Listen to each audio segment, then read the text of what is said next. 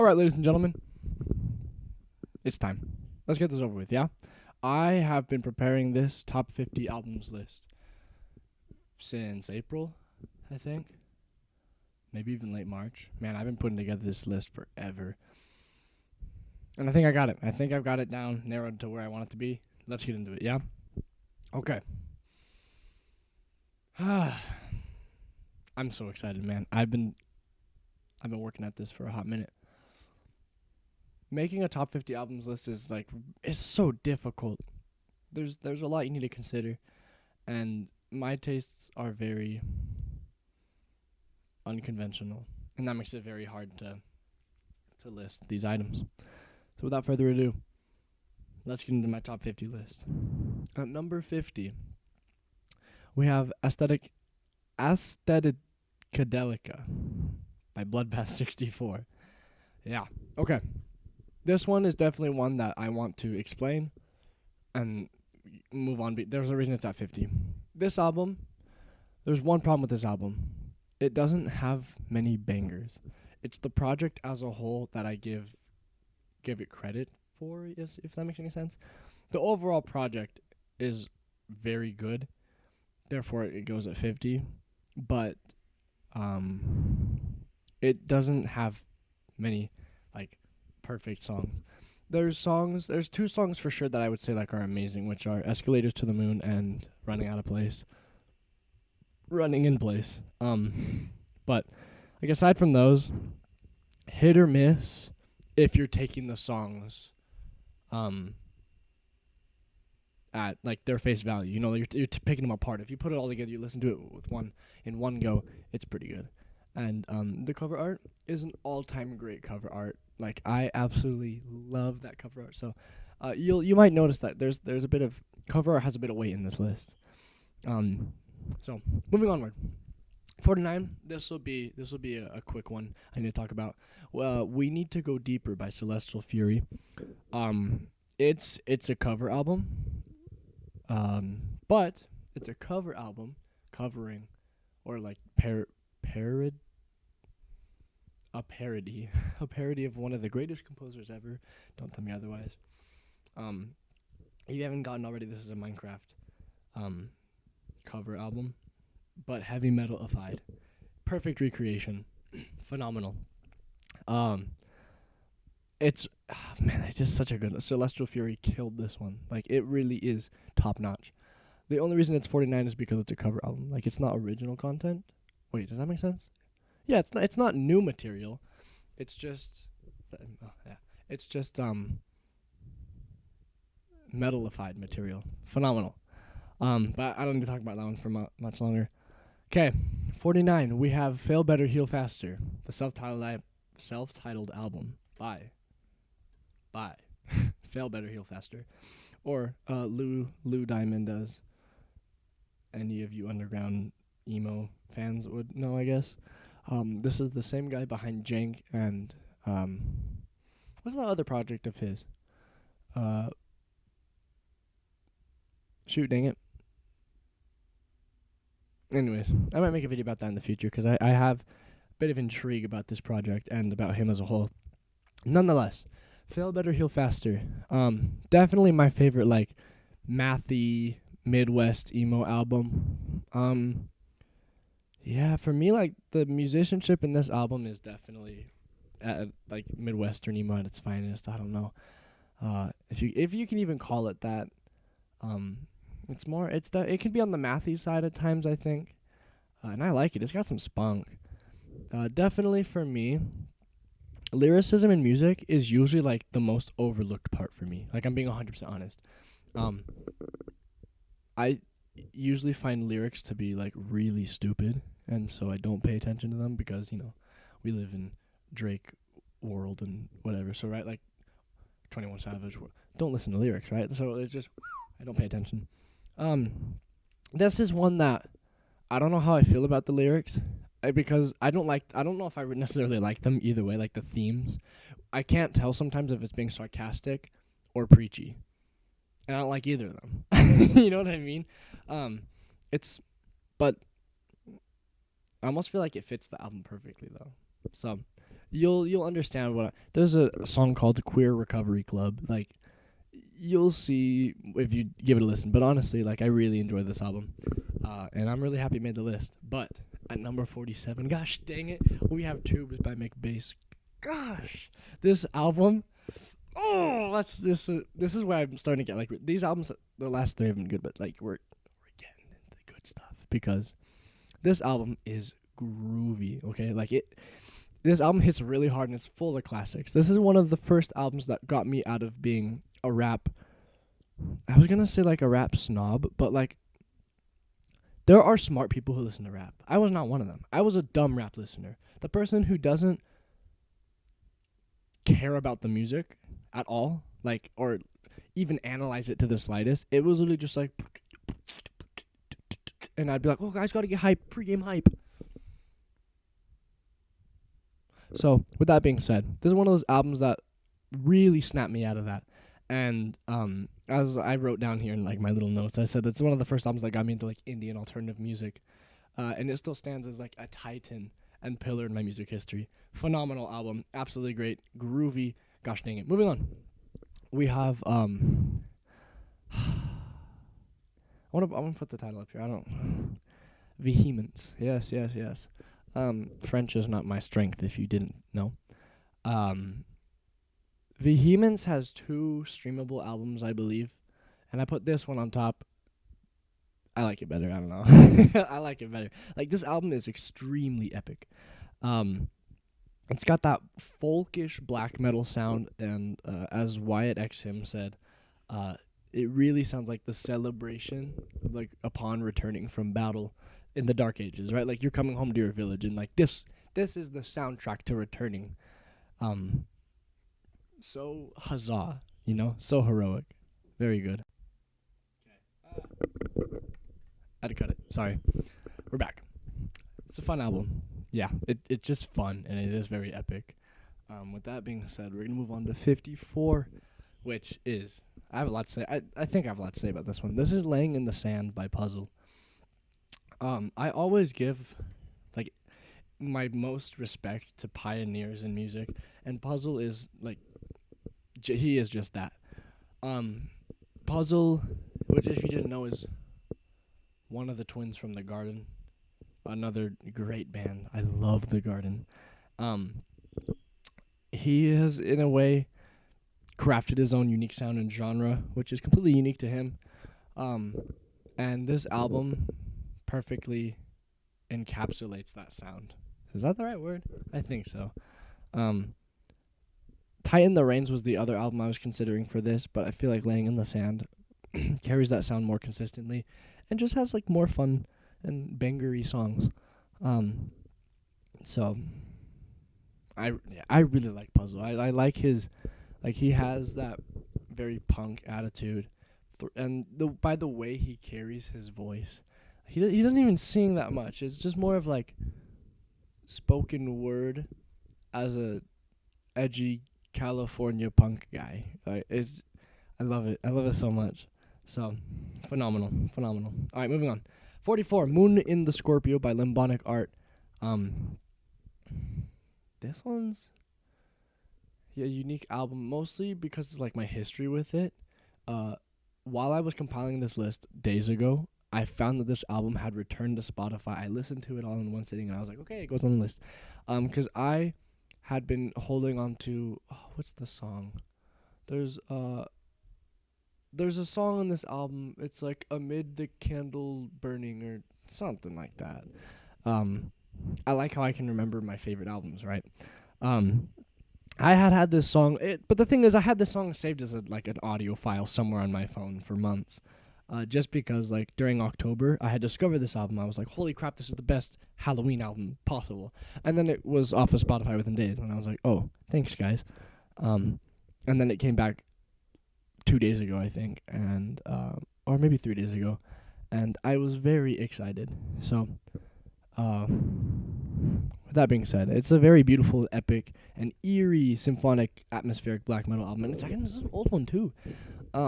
Which is really cool, because I feel like symphonic, more atmospheric type black metal is a lot more of a modern take, You know, like, but this was like 97 when this came out, and it's beautiful. It's great. Um, Out of the Limbonic Art albums, I think this is the best one. It's their first streamable one. I never want to say it's their first album because most of my knowledge about certain bands comes off of Spotify. Like, I'll do my own research on the side, but I'll forget because it's like an EP they released 4 years earlier. Like, I don't care. It's not that important. So, anyways, that's number 44. I'm sorry if I blew into that. 43. We have the Anthropocene. Dang it, hope that's a real word. Extinction by cattle decapitation. Gosh, dang it, this one goes ham. Whoo, I like this one a lot. This is a very diverse and intricate.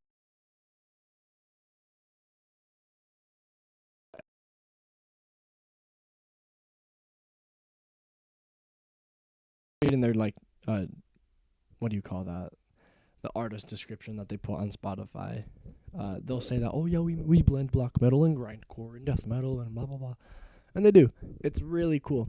It has definitely, yeah, like I wrote down right here, is it has some of the hardest going blend of genres, and my favorite, oh my gosh. So they will go absolutely berserk for the entire song, and then like when you least expect it, they'll break it up with clear vocals, which are like the most evil Disney villain sounding vocals I've ever heard. They are fantastic. Yeah, man, they're great. So good. Highly recommend it. That's number 43. Moving on. We have Dornenvogel. That album by Karg. Yeah, I like Karg. This album is very diverse, and it has a lot of collaborations with other black metal, black gaze artists, which gives it a diverse sound. But what I really like is the riffing style, and obviously the vocalist. They're consistent, and so you have those two things that hold it together with all these different sounds. Really like this album. The delivery is beautiful. Again, I really like Karg's vocals, especially in this album. In like albums past this one, I just feel like the writing, the composition in this album is better than future albums, and this is one of those examples that we'll get into a lot. The music places you in the cover art, and I love the cover art for this album. I think it's beautiful, and the vocal delivery and the riffage, the composition really just puts you there. So wonderful album. Next up though we have the Threnody of Triumph by Winterfyleth. I feel like not a lot of people love this band. What's interesting is as somebody who loves black metal, I don't like black metal. Let me explain why. I'll keep this brief, but I find a lot of the more regular, normal black metal bands boring. I really do. So, like, I will give the staple black metal bands their credit, like I don't know, Dark Throne or Mayhem. I'll give them their credit, right? They're definitely pioneers, but I don't really care for them. Like the way they sound and that composition, right? There's not so much composition in the classic black metal sound, and I know that's part of it, and I completely understand that. I'm not gonna say like, oh well, it's dumb because it's just step up, step down, step up. I get it. I understand the point of it. But it's just I would rather listen to something like this because this is composition. It's not so much like, okay, I made this is, you see, Winterfyleth, this album that I'm talking about right here had the composition. Classic black metal has my kind of composition because I'm not very good at many things. I learn things by ear, right? So when I'm gonna make my own song, it's just like, oh, I found a chord that sounds kind of cool. That's an alarm. So let me just step up, step down. So they don't do that here, for the most part. There's a lot of this, and like it. There's another album that puts you in the cover art because it's a forest, it's beautiful, and you're going through the stream, like you're following along through the landscape. It builds a beautiful landscape, and they break it up too. That's one problem I have with some black metal songs It's not so much a problem as it is just something that bores me eventually. Is when you don't mix it up. You don't have to mix it up, and they don't mix it up in every song. But when they do, it's just like because it's a really beautiful album. It's really pretty. And I like this one. Okay, now that I kind of got that out of the way, I think we can move on. Cause gosh dang it, at number 40 we have to Violate the Obvious by Xasthur, and you're gonna get familiar with Xasthur in this list. Xasthur is probably my number one all-time black metal artist, number one DSPM artist, you name it, right? Like, probably my number one composer, man. Like, I love Xasthur's writing style. This is where the classic black metal sound dies for me because Xasthur has his own unique and beautiful and disgusting writing style. And as you'll see in this number 40 album, that's displayed. Hold on, bro. Okay, I'm back. Bro, I live in a house with a lot of people. I'm sorry. Things are happening. As I was saying, Xasthur's composition, dang it, it's one of the most... I can't not be distracted, man. It's one of the most beautiful, disgusting, dissonant, melodic composition styles. And you know when you hear either an intro or a riff, I think you can usually tell if it's Xasthur or not. There's something to him. Phenomenal, man. Like, I can't get enough. Okay. And it only gets better.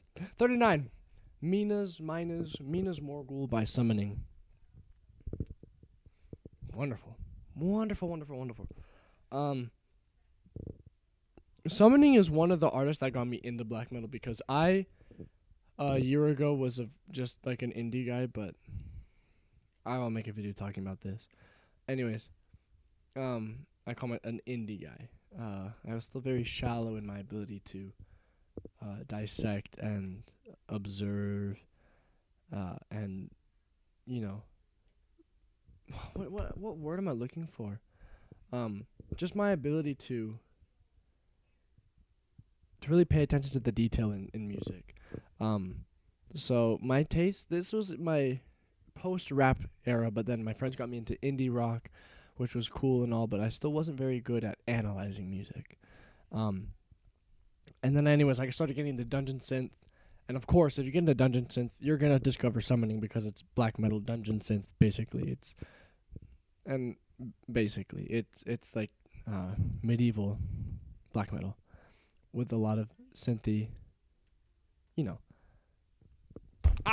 it's really good and it's really well done. So, I really like this one. Yeah, this is a very good album, and yeah, you can probably whatever, man. Yeah, just a great sound and wonderful delivery, but who cares? Because at number 38, baby, we have Wisconsin Death Trip by Static X. Oh, I don't think anybody on this entire planet would put this on their top 50 album, but I am. Top 50 albums list. I am putting it on my top 50 albums list. It is at number 38, Wisconsin Death Trip by Static X. Oh, this is one of the albums that got me into metal, mostly by the song I Am With Stupid. Thank you, Mason. Wonderful work of art, wonderful song, and an all-time great music video. Am I being sarcastic? Yes. Am I being genuine? Yes. This is one of those albums that makes me laugh as much as it makes me just groove. I love the sound of Static X, and I know a lot of people might think it sounds like dumb. I think it sounds dumb, but I think it sounds awesome. It's 100% dumb. It's 100% awesome. There's no 50-50 here. It's just both ways 100%. And I ironically genuinely love this album. Like, it's so great. Yeah, I just love the feel that Static X brings, and this album just great all the way through. Number 37 is a really good one though. Number 37 we have Kaleidoscope Dreams by Black Magic SS. This album is not on Spotify, but I have all the songs downloaded as audio files because it's that good. Commitment. Definitely my favorite Blackened Psych album. This is a talented band, and I really love their obscurity. unaccessibility. I love their audio quality. Like they record worse than I think I.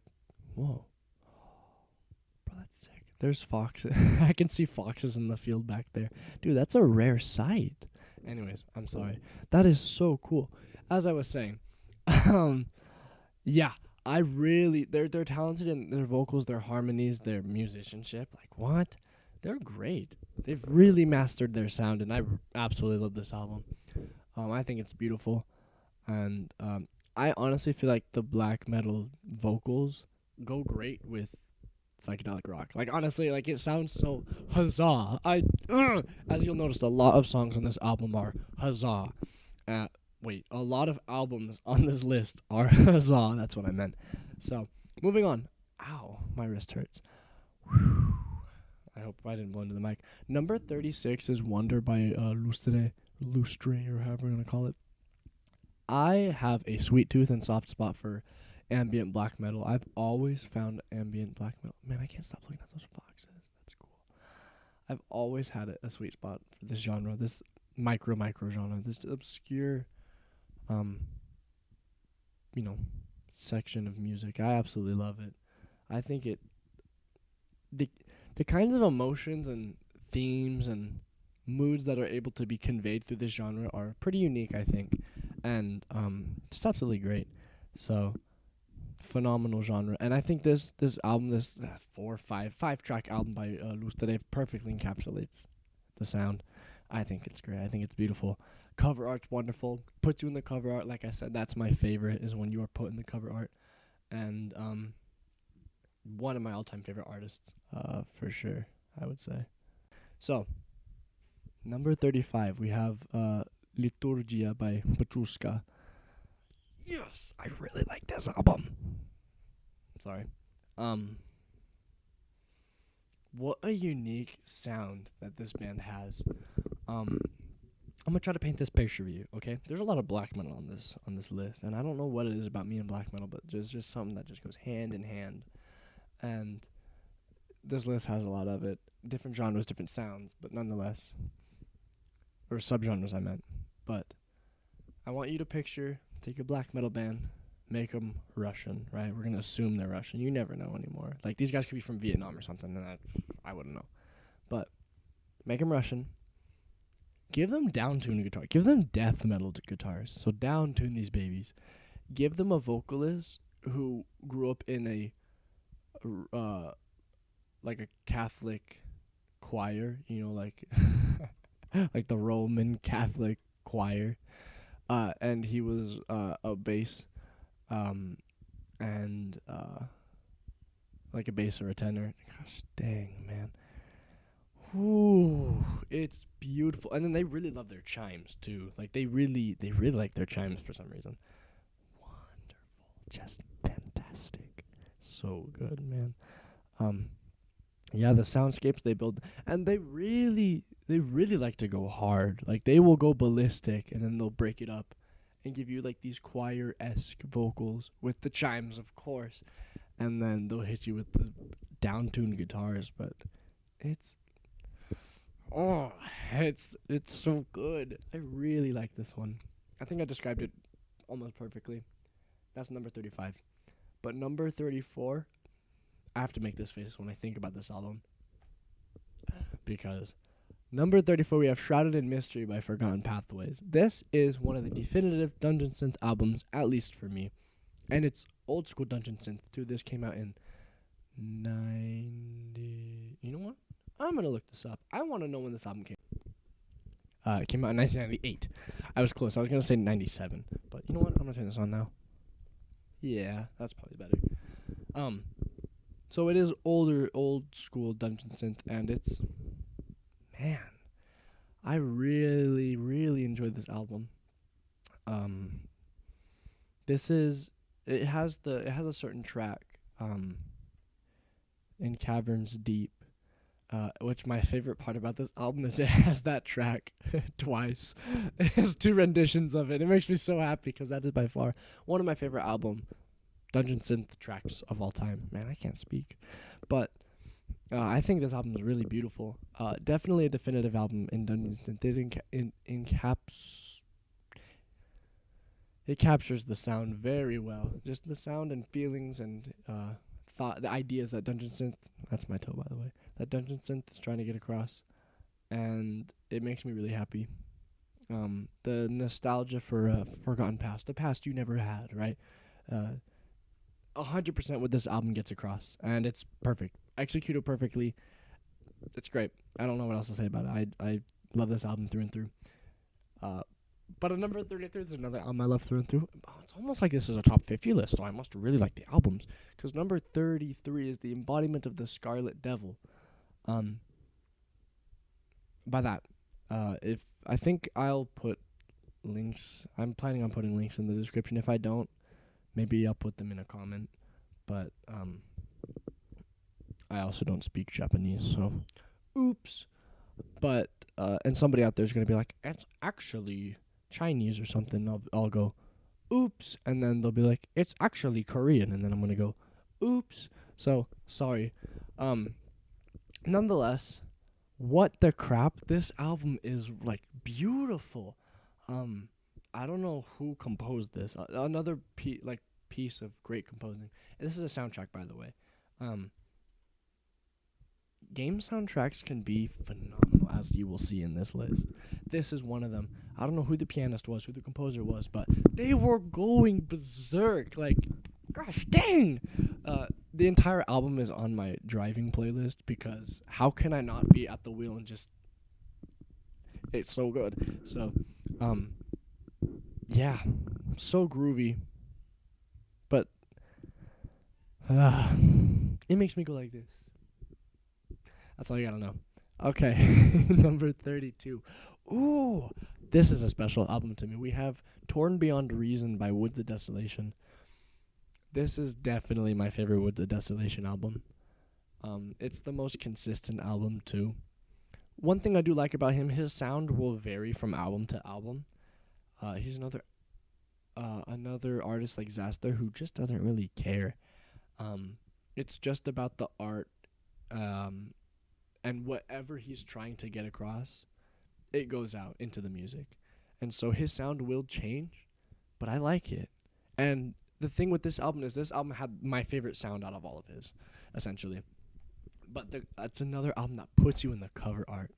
I'm getting goosebumps. Man, I love this album so much. Look at that. Can you see that? Gosh dang. I love this album. And there's songs like Darker Days or Somehow or... I think it's called like The Inevitable End or something like that. Just great. Just makes you go. It's perfect. This is one of the albums that got me, but like easily just hooked me onto DSBM, or if you don't know, depressive suicidal black metal. It just I eat it up, and yeah, it hooked me onto it. So definitely another like fundamental album for me. Kind of like Shrouded in Mystery and a couple of the other ones I mentioned. It's kind of like this one is like a stepping stone in my musical... Those foxes are still there. So cool. In my musical growth and, interests.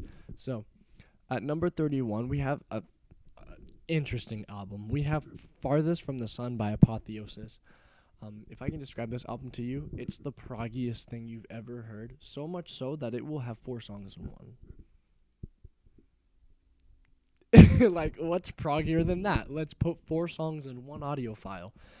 And let's add some black metal and some ambient and some very epic, heroic sounding stuff. I've never heard anything like this album. Just how creative and all over the place it is. It's really fun, and I wish I could know more about this album and like the goofy cover art and who's behind all this, who's their drummer, who writes this stuff. I don't know. Lots of mystery, and I like it. So that's my number 31 album. But at number 30, we have Maximum Security by Tony Mac Alpine. I want you to take somebody who could compose movie scores and just give them a drum set, and if that's the garage, if you can hear that rumble, and a guitar, an electric guitar, and see what they do. And this is what they did. So, like classic heavy metal, but it's like a movie score. It's very all over the place, so I don't want to ruin my chord. A very exciting album and great composition. There's a random song in the middle of it that's just some of the hardest going piano I've ever heard. And as a pianist myself, Uh, it's pretty cool to hear. And I say pianist because reading music is not my forte. I've played piano for years and I've never been good at reading music ever. So it's this guy that does all the work for me. It always has been. So hearing this play, I'm like, whoa, that's way beyond almost anything that I could really learn to do, because I mostly learn by ear, and it's just mind blowing. And then it's the middle of the album because he goes right back to shredding guitar. So beautiful too. Like it's all instrumental. There's no lyrics or anything, which I appreciate sometimes. Um, wonderful composition. Number 29, we have the Chrono Trigger original. Did I say that right? Chrono Trigger original soundtrack. On Spotify, this is under Square Enix Music, but again, right, that's a company, not so much. You know what I mean.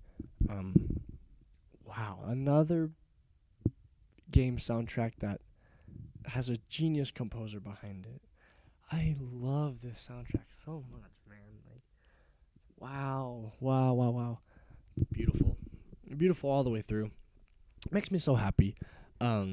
This is full of bangers, full of like melancholy songs, and it's everywhere. It's fun, and I'm a sucker for like video game sounding things. I know some people really don't like the 8-bit, 16-bit sound. I love it. I think it's awesome, and that's why like I actually find like interest in Nintendo Core, even though it's a dumb genre. There's something about it that it's intriguing to me. Like I really like it in a way. This is that. This is beautiful, awesome. Number 28 is an interesting one, and it was really hard for me to figure out where I'd put this in the list. This is This Old Dog by Mac DeMarco. This album is full of so many. I keep saying that. This list is full of so many epic albums, and to put something so so peaceful is like so out of pocket. And so I had a really hard time figuring out where I wanted to put this because, I mean, we just talked about some really epic albums. The last like 5 or 6 or 10, I don't even know, were. But I wanted to put it here because, to me, I was gonna put another one, but then I realized This Old Dog has more tracks that are just as good as all the songs in another one. So I was like, okay, I'll just put it in there. But an artist that Mac DeMarco is he's mastered his craft, and I like that. I noticed a lot. There's not a lot, and I love my indie rock, but there's not that many indie rock albums in here, and that's because indie is so inconsistent. Because it's garage music, right? Like these are people probably about as talented as me, maybe probably more.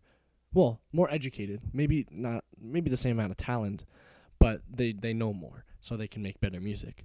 And but because it's garage music, an indie album is usually very inconsistent, and Mac DeMarco is not inconsistent. He knows what he's doing, and this is a perfect example. So it's a beautiful, your indie jangle pop. It's great. It's a great album, wonderful, and it goes to 28 because it's so solid. I mean, it's so solid for a top 50 list, because there's a so solid album wouldn't make a top 50 list, but it's so solid within the list. You know what I mean? Does that make any sense? That's why it's at 28. I think it's really great and a very memorable album. Like, people know this album, and for good reason. But at 27, we have Within the Land of My Imagination, I Am the Only God by Erang. I think this is the only other Dungeon Synth album I had on here. Maybe I'm wrong. But no, it is not. I really like this album. I find this was the one that really hooked me onto Dungeon Synth. Thank you, Mason, again. Wow, it has some tracks in here that just do Dungeon Synth all the justice it deserves. It is just perfect sometimes. Songs like My Heart Belongs to the North, or Do Dragons Dream of Frozen Lakes, or something like that. These are tracks, or A Funeral for Irong, which again, these are tracks, and the album's full of every track again encapsulates the sound that he's trying to get across. And you see that? That's what I'm talking about. That's a good album, baby. That's how you know. Um, this is I discovered Dungeon. I didn't discover. Mason introduced me to Dungeon Synth in a very interesting time of my life, and it gave me wonder, for once. I needed that. I needed to hunger and thirst for something else other than materialistic things, and this was it.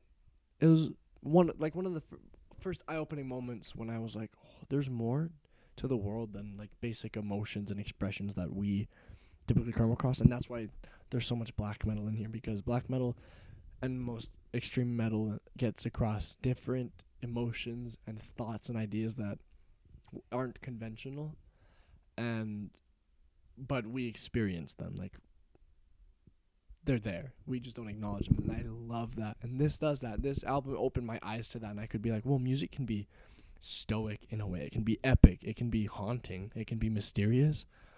I think I like this, and that's what this album does.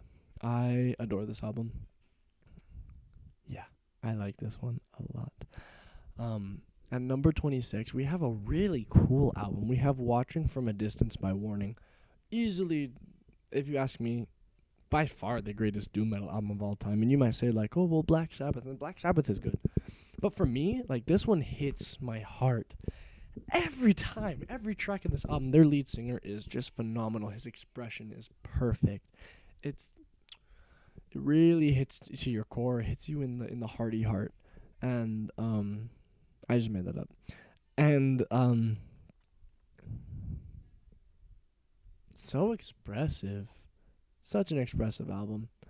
And I really appreciate that. I really like the unique sound. One thing I notice with doom a lot is it can get very repetitive.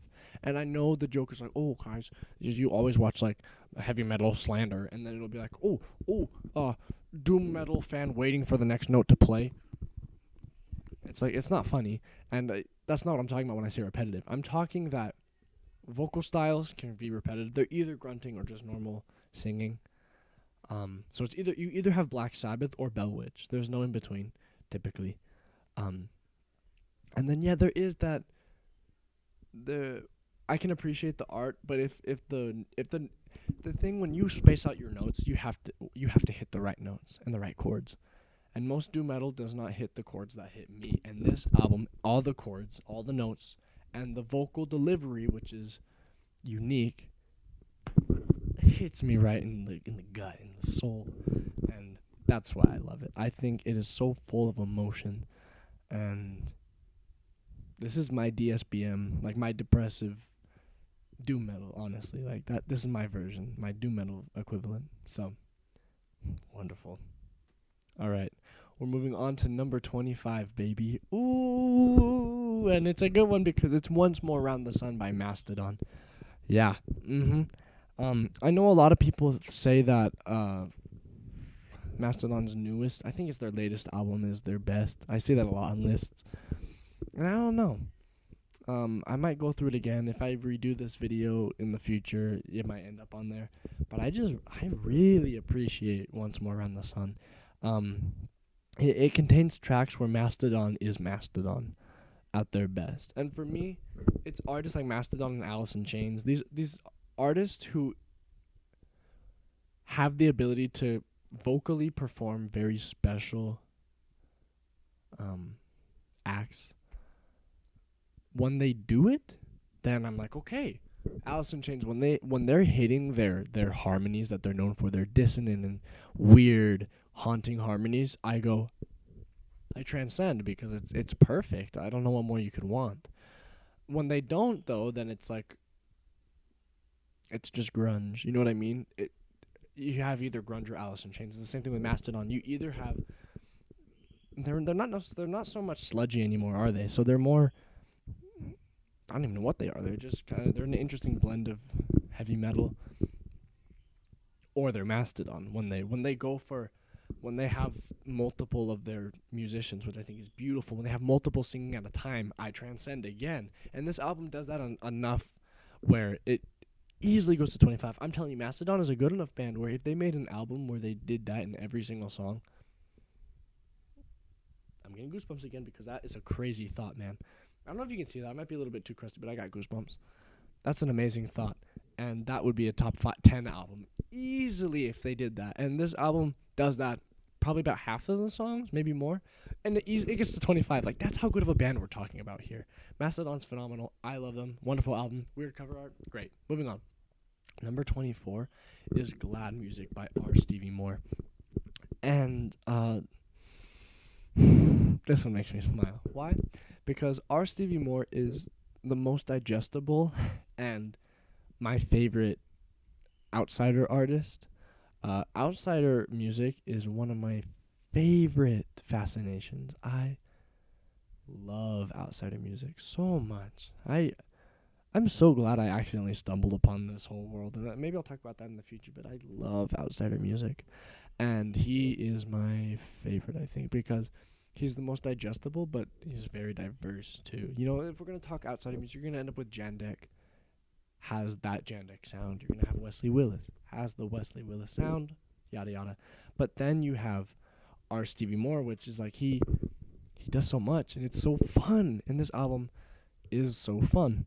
And it's another one where the project is oftentimes better than individual songs. But there are songs like Don't Let Me Go to the Dogs or You're Part of the Problem, which are just wonderful songs, man. Like, these are masterpieces of songs.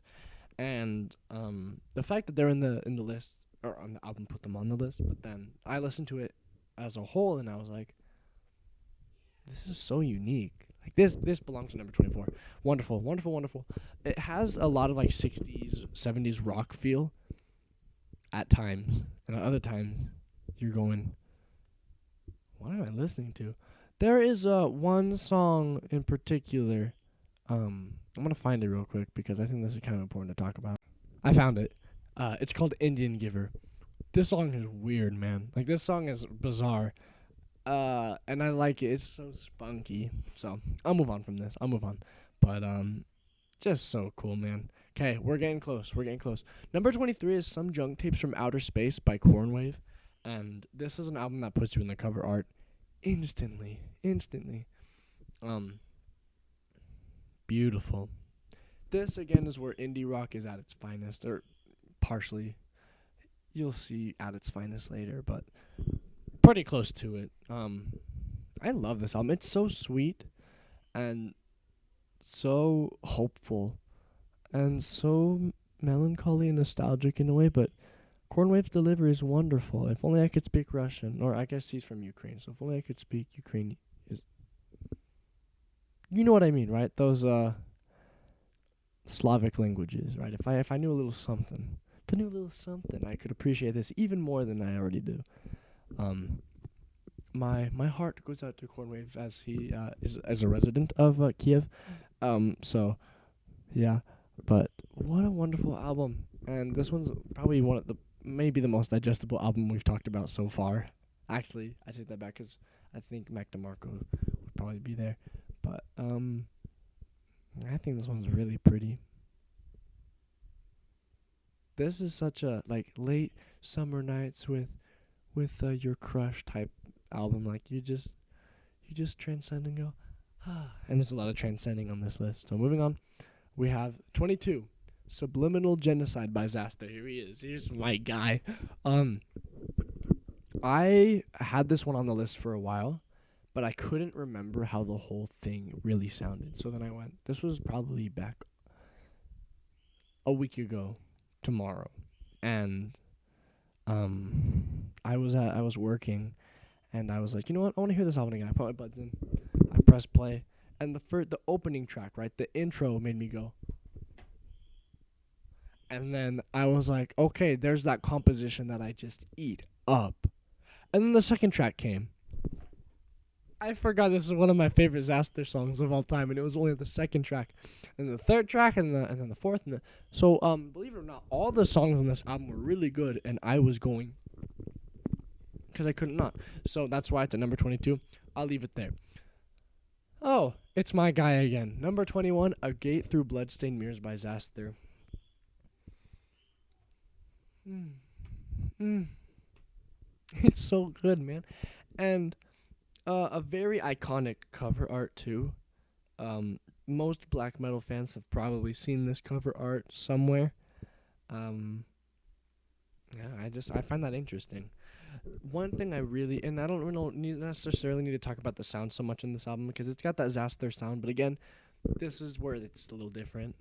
Zaster doesn't care. He reminds me a lot of an outsider artist who he gives no frick about musical conventions, or being an artist. He just there's no how to be an artist. It's just him.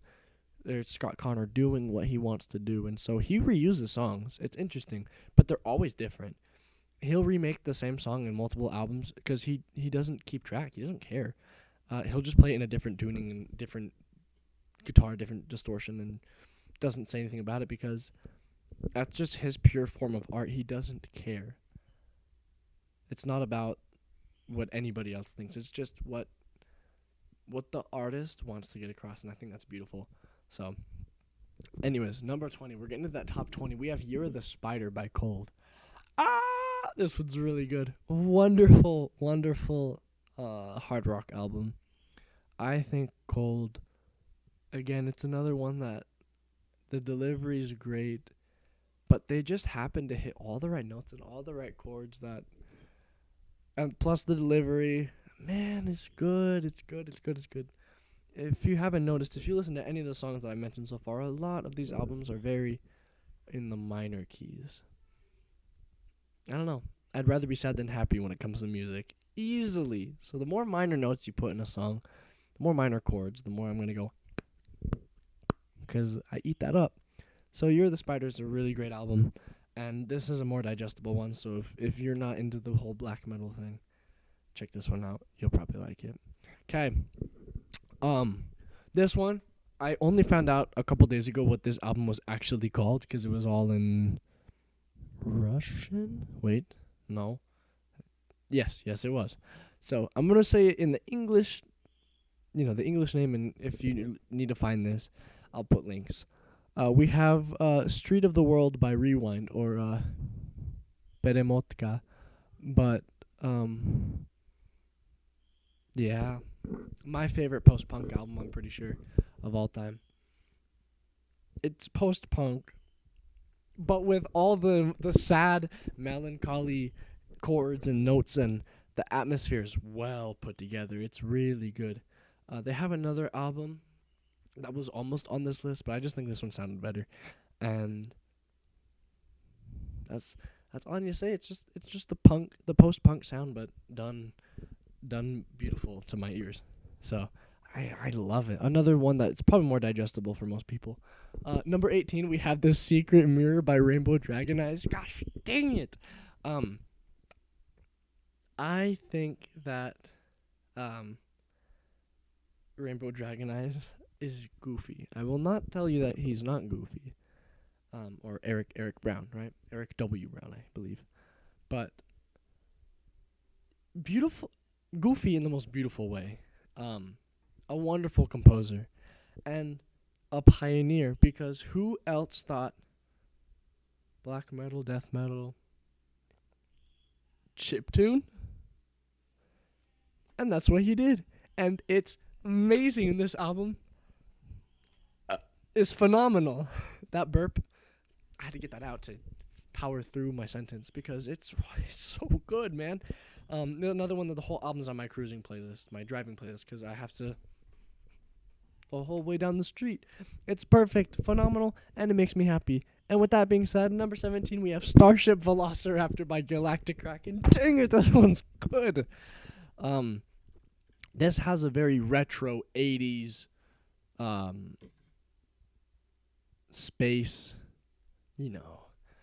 sound to it. But with that heavy metal groovy sound. This one's good, folks. I think that Jonathan Young is an amazing vocalist, even though he's mostly done parodies. I think it's amazing that he made one album, one original project, and it was phenomenal. Phenomenal. And it's the number 17 because it's so good. And the songwriting, I couldn't ask for any better for like the sound they're trying to get across. If you want a hoot, best band in the universe, is hilarious. I think that song is so funny, and the sound's perfect too. Um, it's so childish, but it makes me so happy. Like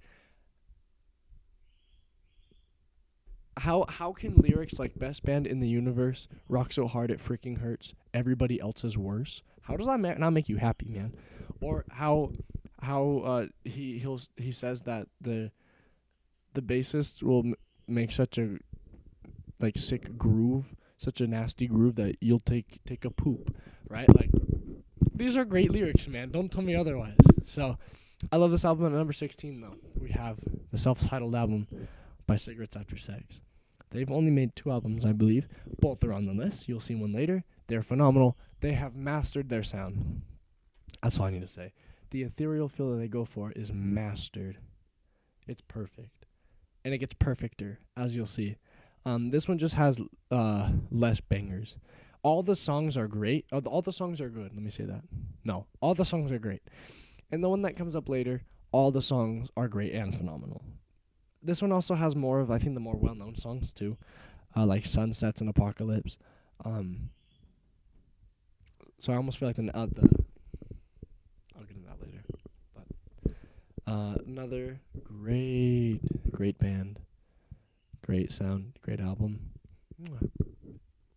But on number 15, we have The Primordial Boost by Rainbow Dragon Eyes, baby. Oh my!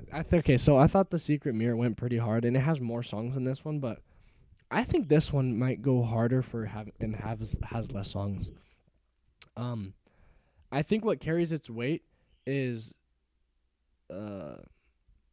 probably because it's shorter, the amount of bangers that it has. But when I say bangers, I mean like S tier songs, like The Primordial Boost itself, or Creatures of Deception, and songs like those. Those to me are S tier songs, and the other songs are definitely great enough that I go because it's so good. So same Eric W. Brown. But at number 14, man, I'm so glad this made the list. At number 14, we have Beautiful Death 3 by Beautiful Death. Easily, probably the greatest neo-folk album of all time.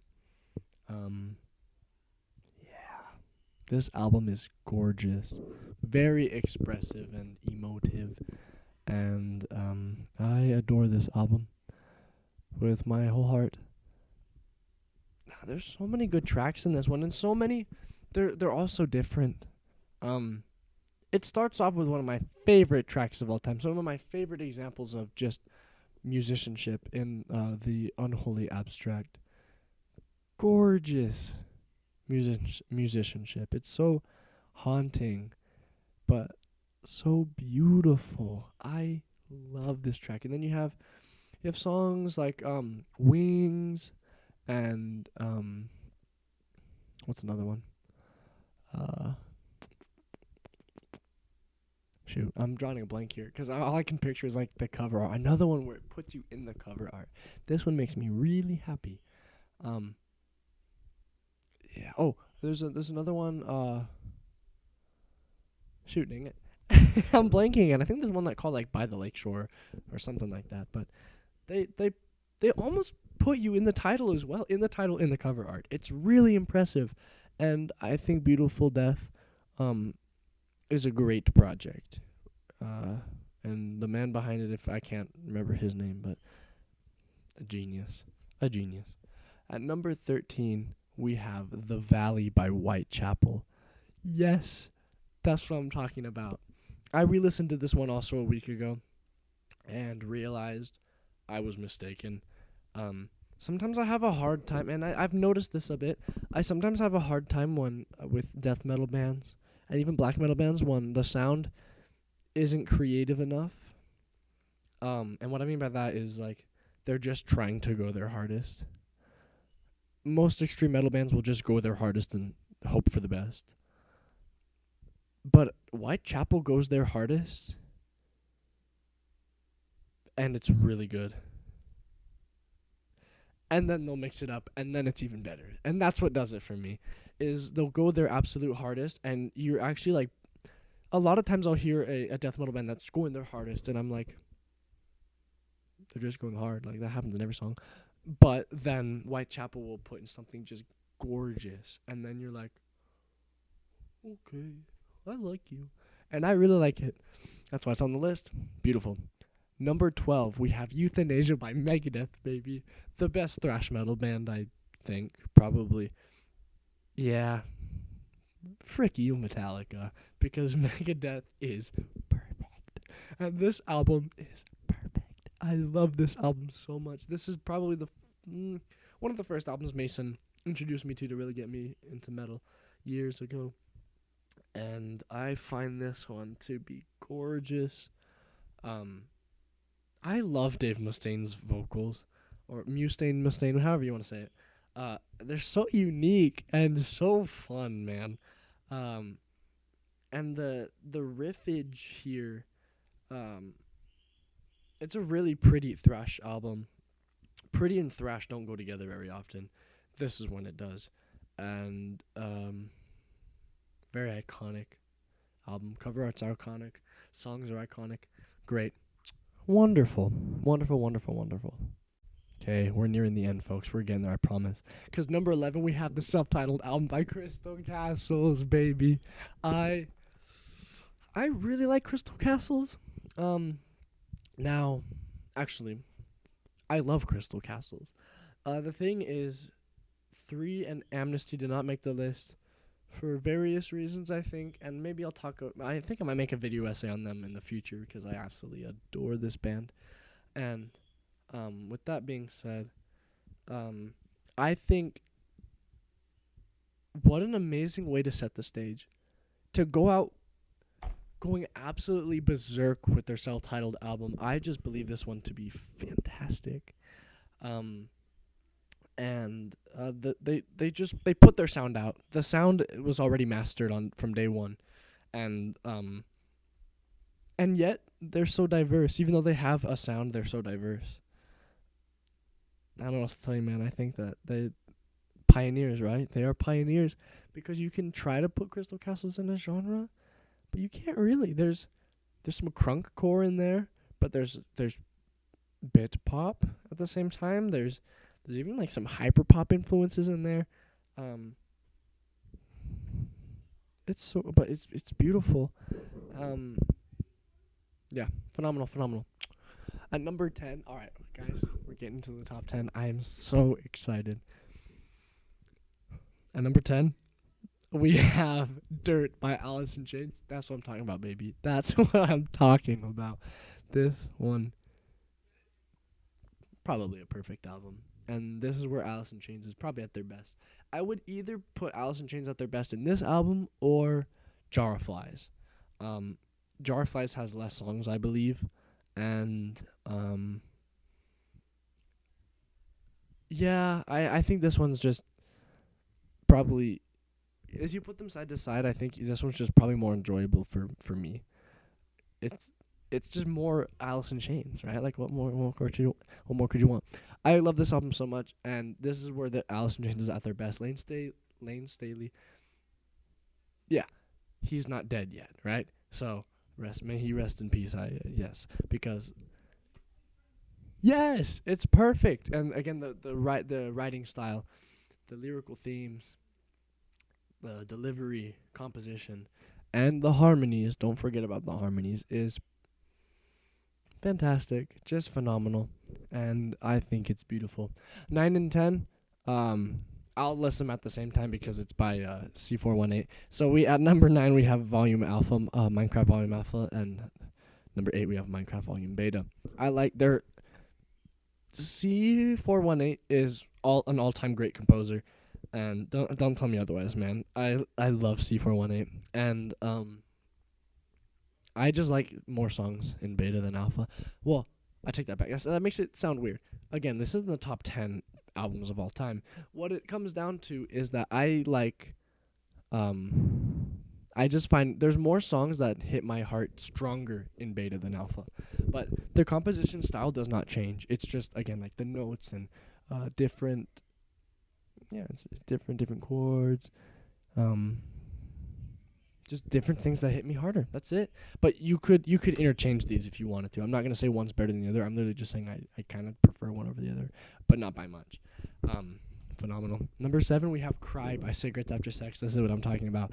This album is even better than their first self-titled one, and it puts you in the cover art, which I love. And yeah, I think they got they imported, or however you want to say that. They got the more melancholy sound into their ethereal feel in this album, which is even cooler. I think it's even better. Not much more to say about that one because I think I already covered it mostly. It's just better. And most of these albums in this list are so close together in terms of how good they are that the last one dropped. How far back did it drop, actually? Shoot. Yeah, it dropped 9 spaces under. But the albums on this list are so good. They're, again, pretty interchangeable. So that's why this was one of the hardest things I've ever done, is trying to list these, because they can be interchangeable, honestly. Like, these could mix around within a day. So, with that being said, it's not like it's not 9 spaces better, if that makes any sense. Oh, shoot, that's loud. Sorry about that. Yeah. Keep that in mind, okay? Oh my dude. I really like this album. Number 6, we have "Underwater Pipe Dreams" by Innerwave. This is indie at its finest. This is what I'm talking about when I say indie at its finest. This album is extremely diverse. The best thing Innerwave's ever put out, and probably one of the greatest things the indie scene has ever fleshed out. People will tell me different or otherwise, but I adore this album. And again, this was probably the nail in the coffin for me, like just leaving rap behind, as a brainless kid, like discovering this album. What's interesting is I forgot about most of the songs on this album until around a week ago, when I was like, when was the last time I listened to this thing all the way through? And my analytical skills have increased so much that I heard 3-4 times more in each song than I had heard. Well, in actually one song than I had ever heard in all of them combined. These songs are intricate, and they're beautiful. And it almost makes me mad because you can only buy merchandise from them for the newest album, which is lame. I don't actually like the newest album that much, because this album has tracks like "Discipline," which are the opening riff for "Discipline" that plays throughout most of the song is gorgeous. I love that. That is an all-time riff for me. I love that riff. Or if you can even call it a riff, right? Like, we're talking about like the chord progression in the beginning. You can call it a riff. I don't know. Yeah. Put you in the cover art. Whatever the cover art's supposed to be, it puts you there. So, okay. We're at number 5. We're almost there, folks. "Declaration of Dependence" by Kings of Convenience. Yeah. This is their perfect sound. I grew up with these guys, but if you know what I mean. I grew up with them playing in the household, if that makes any sense. I adore these two guys, and yeah, they put you in the cover art, man. Like they build the future life I want to build. And I'm like partially a self-improvement content creator, right? So they paint the picture for a lot of what I want to be in the future, right? Or a lot of what a lot of people want to be in the future. Like in this album, you have them on the beach playing the guitar. They got a chessboard, and they're guys, we're living the life. And it's true, they are living the life, and that's pretty nice. That's something I think when I hear this album, I'm like, that's what I'm working for, man. Like, that's what this is all for. All my hard work is gonna pay off when I get there. I'll talk about that more in the future. There's no such thing as getting there, but whatever. Beautiful, beautiful, beautiful. That's why it's at number 5. Okay, and here we are at the 4 best albums of all time, according to 2023. To me, in 2023, this will be different in 2024. I'm pretty sure. Okay. At number 4, we have "The Last Emperor" by Judicator. Best power metal band. Well, you can always debate that, but best power metal album ever. I think this album is perfect. Lyrical themes, epic, heroic, stoic. Mwah. Okay, awesome. Their delivery, whether it's the musicianship or the vocals, oh my gosh. Dang it. Perfect. They nailed it. 100% all the way through, even down to the last track, which it became my favorite at the last second, which is so funny. King of Rome, I believe it's the last track. Going through all the songs on the album, I'm like, dang it, this is good. This is really, this is good. This is amazing. This is phenomenal. And I remember Mason found this band on accident in like 9th grade when I was still a rap kid. And he found this song, A Spiritual Treason, that comes from this album. We thought it was funny because, it's a Christian metal band. It's funny. But, and I mean, the lyrics are funny in that context, I guess. Like, they're endearing. But the musicianship is so great. And that song is phenomenal. But then I got to the last track. And what? Oh, if there's any takeaway from this video, King of Rome is it's an amazing song. And it's funny because it's almost like it's one of those songs that might lull you on for a little bit, but the chorus makes you like the rest of the song regardless of what happens next. Man, I love my stoicism and like heroicism, or my heroics in music. This is that. Gorgeous. Okay. Now we're in the top 3, baby. Okay, I'm safe. That scared me. Alright, folks. At number 3, we have Telepathic with the Deceased by Xasthur.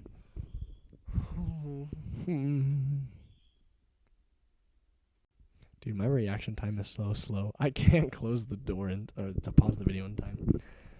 This album was the album that hooked me onto black metal. I remember listening to this about a year ago, actually. During my Dungeon Synth phase, it was an entrance into nothingness that is the opening track for this album, and I remember putting it in my Dungeon Synth playlist thinking nothing of it, but I soon found out. I listened to this whole album on my way to traveling down south for like a 5-hour drive, and I fell asleep to this album. I didn't think you could fall asleep to black metal, but I've done it multiple times, and surreal. But I was hooked because this isn't like a regular, and I didn't know this at the time, but this is not a regular black metal album. Xasthur is, again, one of my all-time favorite composers and writers and musicians. He does this all by himself, right? Like this whole album is done by himself. And if you watch the One Man Metal documentary about him, you know that he wrote this album. Xasthur lives his music. So there are DSBM artists that talk about, like and and all, but Xasthur lives it. He lives what he talks about. He says this in the documentary. Scott Connor. He never alludes to anything that he wouldn't do himself. So he never, in his lyrics, he's never like, I will, but as he says, he's more saying like, is something you should, you should think about it, consider it, because at the time, as he says in the documentary, it was something that he was in it. He couldn't tell the difference between days. I'm just quoting. He couldn't see the difference between days and weeks and months, and so he lived his music. His music represented his mental state and the way he felt and his emotions 100%, and that is perfectly delivered in this album. And this is probably the most beautiful composition he's ever put together too. When you look aside from the and a lot of the more dissonant riffs, the outros and intros and all that to this album are my favorite ever. They are beautiful. Beautiful. And like I said, how he conveys his like mental state. Every intro and outro, especially the outros, is a descent into madness. All of them. The outros, they decompose. Even some of the riffs in this album decompose.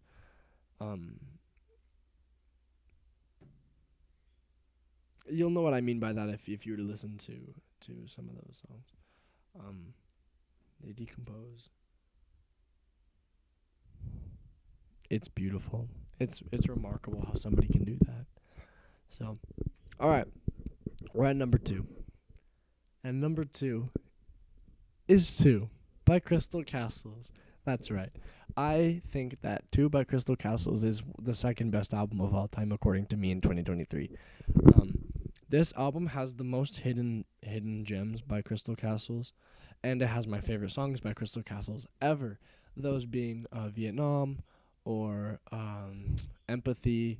I think Birds is in this album too, and shoot, dang it. I could go on, honestly. I think I could name most of the songs, if not all of them, in this album, and they're perfect. They are perfect. The atmosphere in this album is perfection. Delivery is perfection. The emotion is perfection. And songs like Vietnam and Empathy, actually, they both lull you on a little bit. They bore you just to where you might skip, just to that point, and then they punch you. It's over. Like you've been demolished. You've been exploded. You can't handle the sounds that you just heard. They're too phenomenal. The atmosphere built in Vietnam, especially, is haunting and beautiful.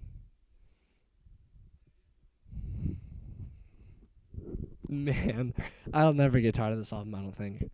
Um, Nor will I for most of these albums. Actually, most of these, especially those in the top 20, top 10. But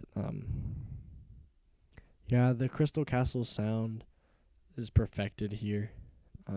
This is just Ethan and Alice at their best, and I couldn't ask for any more of them. I can't get enough, baby. It's just perfect.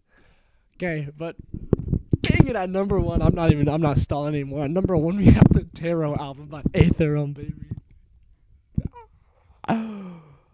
Oh man, this album is just perfection, man. And it's not a black metal album. Dude, can you believe it? It's not black metal. It's melodic death metal. And soundscapes mastered. You couldn't have done it. You couldn't have done it better. The folk aspect of their music, the folk aspect of their band is more emphasized in their latest album, of their third, but it takes away from their death metal roots a little more. This one, right in the middle, just perfect. Perfected again. Could not do any better. And then because of their folk roots, their composition and writing style could not have been done any better. It was just perfect. It could have been folkier, but it wouldn't have had the epic, melodic, heroic, stoic sound that it has. The vocal delivery by their lead singer. Jeez. Oh, perfect. Perfection. The musicianship, the guitarists are basically machines. And I notice this a lot with metal bands. A lot of times that your guitarist will become so good that the argument of who's the best guitarist ever is usually pretty irrelevant after a certain point because of how modern day metal is. You can't talk about who's the best guitarist anymore. It has to be who's the most revolutionary, because again, like, these guys they're robots, man. They're phenomenal. And I know some people like don't like the robotic sound. The thing is it's the riffs they're playing, man. It's the band as a whole, the project as a whole. They just make it perfect. They make it seamless and flawless. And how cool is it that a band with so little followers and production boost, like, they don't have much budget, but the production's just perfect. And I don't mean like they had expensive microphones or anything or equipment, but it's just they just executed it perfectly in every single way to make. I want to tell you this. I love this album so much that I did one of the harder things I've ever done. I went on a run in the mountains to this album. I ran until I got halfway, and then I ran back. So I'm going up and down and up. I made a video about this, but I made it up and down and up. I don't know if this is one of the hardest things I've ever done, but one of the most like I don't know, self-proving things I've ever done. And that was such an empowering experience to hear the most empowering songs I've ever heard, all in one album, in one run, in the mountains, looking down upon my beautiful land. I own the land, by the way. I own this entire country, if you didn't know. And gorgeous. I want to be seeing these guys in 6 days, and I'm excited, man. I am really excited to see these guys. I will take pictures. I'll take videos. Concert videos suck, but whatever. And I'm going to go with my favorite people on this planet, I think, for the most part. So, all right. That was the list, baby. I did it. It's done. Oh shoot, it got dark, man. I'm sorry about that, but I hope you enjoyed this. I'm glad you stuck around. This is a long one, but I needed to make this, so I will be editing this for a couple days, and it'll be out a little late. I might upload some like quicker videos in the meantime. So, thank you for watching, and I hope that you were just able to sit down and just listen to me, and more importantly, listen to these albums. The whole point of me saying this, I wish there were more videos like this on YouTube, because this is how I find my music. A lot of the time is I'll find people with such great taste like Wyatt X Him, where I'm just like, I just watch the video. All I do is I just keep this open, and then I go, and then I like the album and listen to it later. Always, I do that all the time, and that's how I discovered Apotheosis and other bands like that, other projects like that. That's how I discovered that my Mina's Morgul was so good. But anywho, I'm done talking. Thank you for watching. Stay freaking awesome, and go to bed. It's getting late. I need to go to the gym tomorrow. So, thank you. You're awesome.